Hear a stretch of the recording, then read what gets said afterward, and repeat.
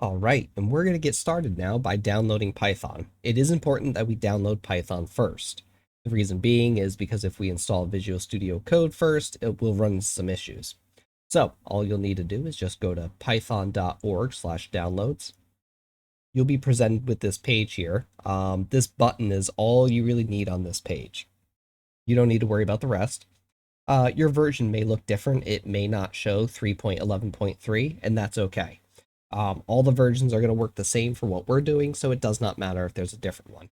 So all you're going to do is click this here. You'll get a pop-up.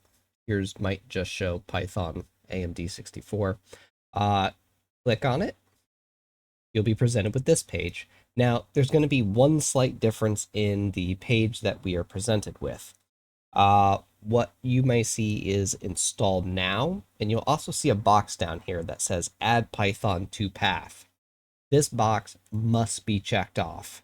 Otherwise, when we install Visual Studio Code, they're not going to link together. So, making sure that the box down here is checked off, you're going to click Install Now.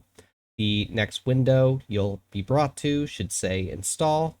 You'll just click it and wait for this box right here. Once it's done, you'll be all set, and we can move on to installing Visual Studio Code.